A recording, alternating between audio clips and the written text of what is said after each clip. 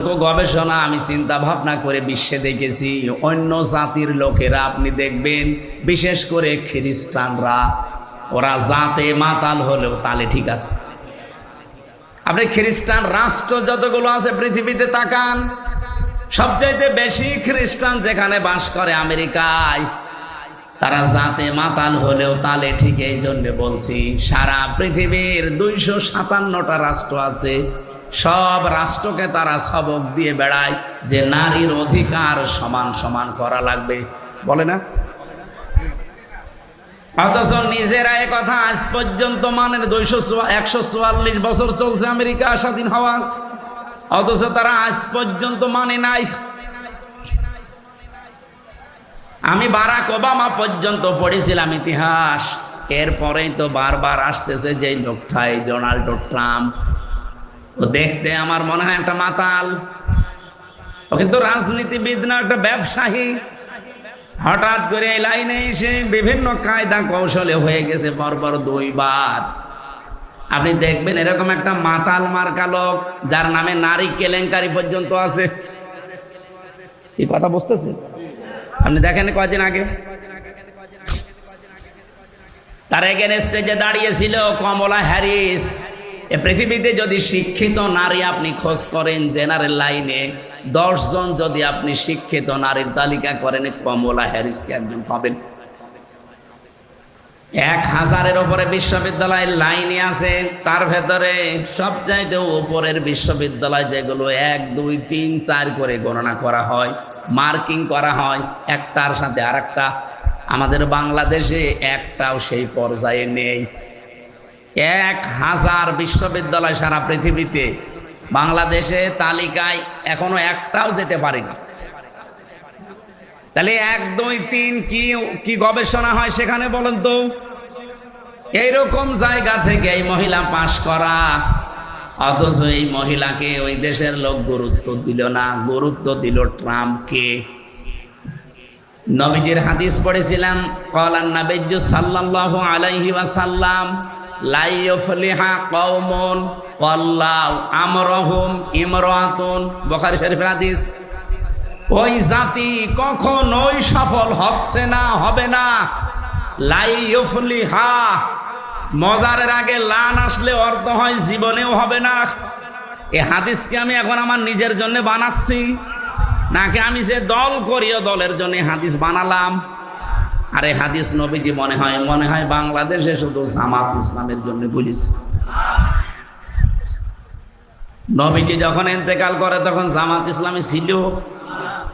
1941 সালে দলের জন্ম।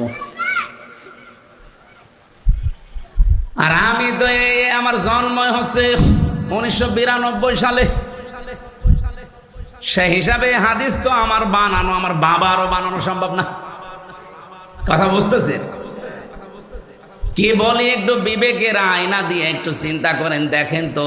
নবীজি বললেন লাই ইফলিহা, যদি ইফলিহ বলতেন আমি অর্থ করে ফেলতাম। এই লামটা দিয়ে আমিও ঝামেলায় আছি। বিশ্বনবী নিজে গ্যারান্টি দিচ্ছেন কখনোই সফল হচ্ছে না, হবে না। কওমুন, ওই জাতি, ওই দেশের মানুষেরা, ওয়াল্লাহু আমরুহুম ইমরাতুন, যারা তাদের এই পৃথিবীতে দায়িত্বভারগুলো সব মহিলাদের হাতে ছেড়ে দিয়েছে। অন্য কোনো দিকে না দিয়ে আপনি আমেরিকার সাথে মিলান, ওরা জাতে মাতাল, ওরা আল্লাহ বিশ্বাস করে না, নবীজি বিশ্বাস করে না। কিন্তু এই কথাটা দেখেন, পঙ্খানো 144 বছর মেনে চলছে। ওরা যে আজ চর্মচোখের দৃষ্টিতে আমরা দেখছি আজ দাঁড়িয়ে গেছে সফল, ওরা এই কারণে। এর আগে একজন ছিল হিলারি ক্লিনটন, তাকেও দায়িত্ব দেয়নি। কমলা হ্যারিস, তারেও দেয়নি। মাতাল, মদ খায়, তাতে কি আছে, তারে দেন। কিন্তু পুরুষ মানুষ,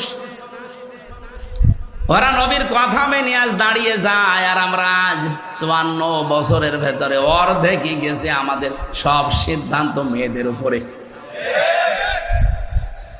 আপনি উল্টা দিকে না গিয়ে আমার উপর রাগ করে লাভ আছে? হাদিসটা তাহলে বাদ দিয়ে দেন। আজকে সিদ্ধান্ত নেওয়া যায় না হাদিস শোনার পর যে জীবনে যতদিন বেঁচে আছি কোনো মহিলার পেছনে থাকবো না। ফেক মানে তো শুধু সামিয়ানার নিচে ওয়াজ তো হয়ে গেছে, আবার কি ওয়াজ করবে? এইটা যদি আমরা এবার মেনে নিতে পারি, সত্যি সত্যি ইসলামকে আপনি দেখতে পাবেন এবার কোরআন দিয়ে দেশ চলছে।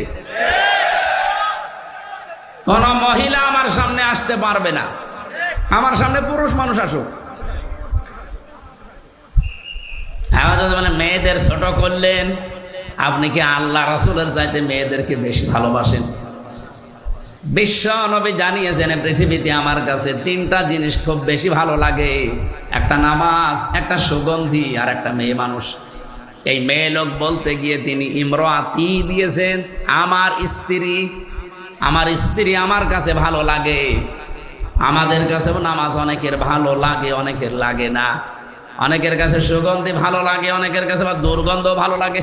ওই যে বিড়ি খায়, এটাকে সুগন্ধ। অনেকের কাছে স্ত্রী ভালো লাগে, নিজেরটা বাদ দিয়ে অন্যেরটা। না এই এলাকায় সব নেই আছে, মানে এই যে পরকীয়া প্রেম করে কারা? পরকীয়া প্রেম যারা করে এরা কি নিজের বর সাথে না অন্যের বর সাথে? আমার ভাইরা, এই জন্য আল্লাহ রাসূলের চাইতে বেশি মর্যাদা আপনি জীবনেও দিতে পারবেন না মহিলাদেরকে। আন্দাজে যা বলছেন ওটা আপনার নিজের স্বার্থে, দলীয় স্বার্থে। যে কথা বলছিলাম, এই যে এই মহিলাটা খ্রিস্টান সবচাইতে বেশি পৃথিবীতে, তারপরেও তিনি যখন বলেন আমি দেখলাম যে আমার নিজের ভুলই ধরা পড়ে যাচ্ছে একটা একটা করে, এই সেই আয়াতটাই বলছিলাম, সূরা নিসার 34 নম্বর আয়াত, আর রিজালু কাওয়ামুনা আলান নিসা।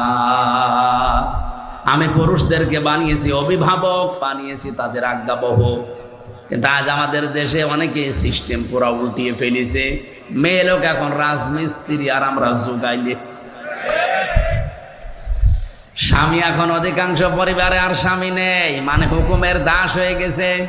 সব পরিবারে না, বহু পরিবারে আমি দেখেছি স্বামী আন্দাজে নামে আছে শুধু, অথচ স্বামীর যে মর্যাদা এ পৃথিবীতে নবীজি জানিয়েছেন। আল্লাহ বাদে যদি সেজদা দেওয়া জায়েজ থাকতো, মেয়েদের কানের কাছে মুখ নিয়ে বলতাম যে স্বামীর পায়ে সেজদা দাও। এত মর্যাদা আল্লাহর পরে আল্লাহ যাকে দিলেন, সেই স্বামীকে আজ অনেকেই আছে গোলামের মতো ব্যবহার করে। গোলাম মার্কা স্বামী আছেন কারা? হাত তোলেন তো।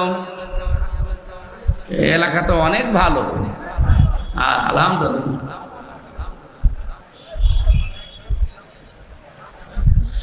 আমার ভাইরা, বিশ্বনবী যে জানিয়েছে এই পৃথিবীতে সবচাইতে বেশি আল্লাহ পাক খুশি হন ওই সময় যখন তিনি কোনো ঘরে মেয়ে পাঠান, নারীকে দেন। কন্যা সন্তান যখন কোনো ঘরে পাঠান তখন তিনি বেশি আনন্দ পান, খুশি হন। আমি যে কথা বলতে চাই আয়াত দিয়ে, বিশ্ব নবীকে আল্লাহ যদি সিবিয়ান না দিয়ে, রেজাল না দিয়ে সিবিয়ান দিতেন, আমরা তো আর কোরআন নিয়ে পড়ে থাকি না। যারা ভুল ধরার চেষ্টায় আছে অহরহ, তারা এই আয়াতি ভুল বের করতো যে মোহাম্মদ নাকি ছোট শিশুদের পিতা না। তাহলে এই যে তাহের, আবুল কাসেম, ইব্রাহিম, এগুলো কি? এরাও তো ছোটবেলায় মরে গেছে। আল্লাহ এমন শব্দ চয়ন করেছেন এই জায়গায়, সিবিয়ান দেননি, দিয়েছেন রেজাল। অথচ এসে জন্মের পর থেকে অনেকে আয়াত আমরা মিলাদে পড়েছি, এখানে যে তথ্য আছে অনেকে আমরা জানি না। বলি কত সেনসিটিভ জায়গা কোরআনের প্রতিটি আয়াত। আমার আল্লাহ রেজাল ব্যবহার করে মানুষের মুখের ওপরে কাদা দিয়ে দিয়েছেন যে না, মুখ খুলতে পারবি না। কোরআনের ব্যাপারে ভুল ধরা দূরের কথা, যালিকাল কিতাবু লা রাইবা ফি, এখানে ভুল তো দূরের কথা, সন্দেহের লেশ পর্যন্ত নেই। বলেন সুবহানাল্লাহ। আল্লাহ তাহলে রেজাল দিয়েছেন সিবিয়ান না দিয়ে। তিনি প্রাপ্তবয়স্ক কোন পুরুষের পিতা ছিলেন না দুনিয়ায়, পিতা ছিলেন শিশুদের। ছোট বয়সে তার ছেলেগুলো সব বিদায় নেয়। যতগুলো সন্তান তার দুনিয়ায় বেঁচে ছিল, মুরব্বী পর্যন্ত হয়ে গেছে অনেকে, সেগুলো সব মেয়ে। জাইনাব, রোকাইয়া, উম্মে কুলসুম, ফাতিমাতুজ জাহরা রাদিয়াল্লাহু তাআলা আনহা, এগুলো সব পুরুষ না মহিলা? বলেন বলেন। এবার আমি একটা হাদিস এখানে শোনাতে চাই। নবীজি বলেন, হে পৃথিবীর মানুষেরা, যার মেয়ে আছে মেয়ের বাবাকে গালি দিবা না। আল্লাহর নবী কিন্তু কোনো দিন এ কথা বলেন না যে ছেলের বাবাকে গালি দিবা না। আমি আপনাকে ছেলের বাবাকে গালি দিতে বলছি না, কিন্তু আজ বিশাল ভাবে মেয়ের বাবাকে গালি দিবা না এ কথা আল্লাহর নবী বললেন। কারণ আমি মুহাম্মদ নিজে মেয়েদের বাবা। মেয়ে যাদের আছে আপনি গ্যারান্টি নিতে পারেন, শুধু 3টা কাজ যদি করতে পারেন ওর পেছনে, আল্লাহ পাক আপনাকে এই ওসিলায় একটা জান্নাত দেবে। 1 নম্বরে তার একটা সুন্দর অর্থবোধক নাম রাখা লাগবে। এমন নাম রেখে দিয়েছে ও নাম শুনলে কুকুর পর্যন্ত হাসে। আধুনিক এমন এমন নাম এখন বের হচ্ছে। এই জন্য আপনি ইসলামী এবং অর্থবোধক নাম রাখবেন মেয়েদের। 2 নম্বরে শুধু নাম রাখাই শেষ না, এর পেছনে আপনি খরচ করবেন আপনার সাধ্য মতো দিন শেখাতে। আপনার মেয়ে হাফেজা হবে, আপনার মেয়ে ইঞ্জিনিয়ার হবে, ডাক্তার হবে, কোনো অসুবিধা নেই, কিন্তু তাকে প্রথমে কোরআনে কারিমের জ্ঞানটা এমন ভাবে দেন ও বড় হয়ে যেন দুর্নীতি না করে। এগুলো যাদের ভেতরে আছে, আপনার মেয়ে যদি ডাক্তার হয়, রাজশাহীর ডাক্তার ফাতেমা সিদ্দিকার মতো হবে। আপনার মেয়ে যদি বিশ্ববিদ্যালয়ের শিক্ষিকা হয়, আমি বহু বিশ্ববিদ্যালয়ের শিক্ষিকা দেখেছি, এই মানুষগুলো সূর্যের আলো পর্যন্ত তাদেরকে দেখতে পায় নাই, অথচ তারা ভার্সিটির শিক্ষিকা। আর আপনার মেয়ে প্রাইমারির মাস্টার, ওর আগা থেকে মাথা পর্যন্ত শুধু সূর্য না, এলাকার সূর্যরাও দেখে। এই জন্য তাকে এমন জ্ঞান আপনি প্রথমে দিয়ে দেবেন, ও যখানে এই দায়িত্ব পালন করুক দুর্নীতি করবে না। আপনি দেখেন, আগে কিন্তু 5 এবং 8-এ 100 মার্কের কোরআন ছিল, হাদিস ছিল, ফিকহ ছিল, ইসলামী ইতিহাসগুলো ছিল 100 মার্কের বৃত্তি পরীক্ষায়। কিন্তু আমাদের দুর্ভাগ্য, আগে যারা দায়িত্ব ছিল এই 15 বছরে ওরাই বৃত্তি পরীক্ষায় 100 মার্ক কোরআন হাদিস তুলে দিয়েছে। আরে পরীক্ষার জন্য অনেকে পড়ে না, সেটা যদি সিলেবাসে না থাকে ও জীবনে হাত দেবে। আগে সেই 3 যখন পড়তাম তখন গারে সুরের ঘটনা পড়তাম। হযরতে আবু বকর সিদ্দিক নবীজিকে রাতের বেলা পাহারা দিয়েছিলেন, পড়তাম আর ওই সময় বুঝতাম না, তারপরও মন লাগিয়ে দিতাম যে কি কি হয়েছে দেখি। আবু বকরের উপর একটা আলাদা ভালোবাসা জন্ম নিত যে নবীর জন্য এত কিছু করেছে। ওখানে শিক্ষায় দেখবেন 2-3 লাইন আবার লেখাও ছিল যে হযরতে আবু বকর নবীজির জন্য একটা দিন একটা রাত এই কষ্ট